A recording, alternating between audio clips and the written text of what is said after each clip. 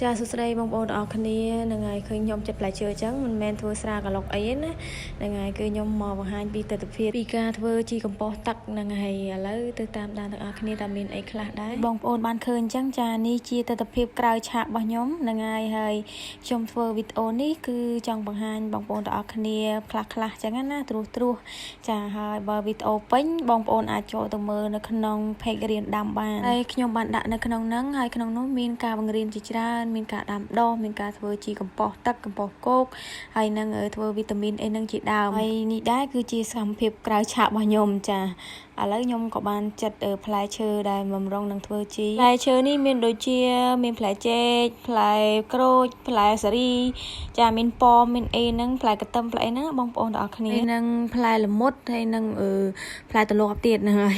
ហើយនឹងអាឡឹកទៀតណាបងប្អូនទាំងអស់គ្នាដោយបងប្អូនបានឃើញអញ្ចឹងចាហើយខ្ញុំចាត់រៀងចំណិតរៀងតូចដែរ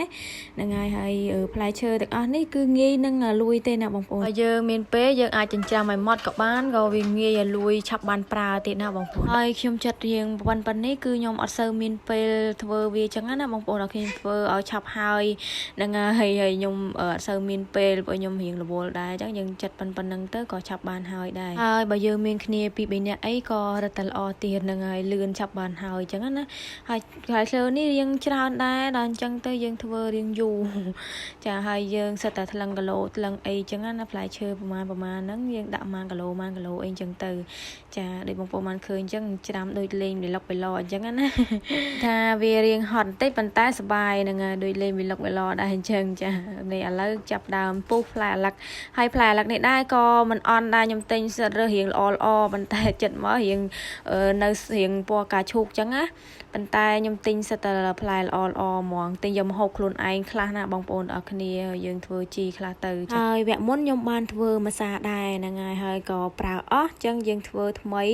ដូចថាវគ្គនេះខ្ញុំធ្វើច្រើនជាងវគ្គមុនអញ្ចឹងហើយក៏ចង់ចែកម្លែកបងប្អូនអរគ្នាបានទស្សនាពីការធ្វើខ្លះអញ្ចឹងទៅហើយផ្លែឈើទាំងអស់នេះដែរសិតសឹងតែរូបមន្តដែលស្រួលរកអញ្ចឹងណាបងប្អូនអរគ្នាយើងមិនពិបាកក្នុងការ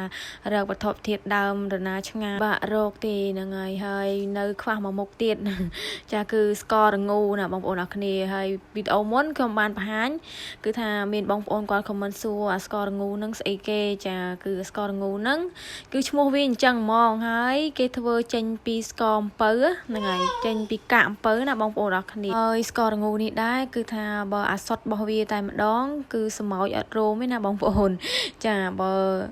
ខ្លាំងខ្ញុំអត់ដឹងដែរព្រោះអីខ្ញុំទិញបានចំអាសុតអញ្ចឹងគឺថាសម្ោចវាអត់រោមតែម្ដងឥឡូវនេះខ្ញុំបានយកផ្លែឈើយកមកចាក់ដាក់ក្នុងធុងឃីវដែលបងប្អូនបានឃើញខ្ញុំកូរមិញហ្នឹងចាហើយឲ្យម៉ែខ្ញុំគាត់ជួយហាន់ផ្លែឈើអីអញ្ចឹងទៅចាគឺការងារច្រើនហ្នឹងហើយឥឡូវយើងបានយកផ្លែឈើយកមកដាក់ក្នុងធុងរបស់យើងចាធុងនេះដែរគឺខ្ញុំបានដាក់ស្ករល្ងូពាក់កណ្ដាលប្រហែលជា5គីឡូហើយទឹកយើងចាក់បានមក2ធុងហ្នឹងហើយ2ធុងពេត្រូហើយយើងយកផ្លែឈើយកមកចាក់ចូលក្នុងហ្នឹងហើយយើងកូរវាឲ្យសព្វចាយើងកូរតែដូចថាទៅខាងស្ដាំ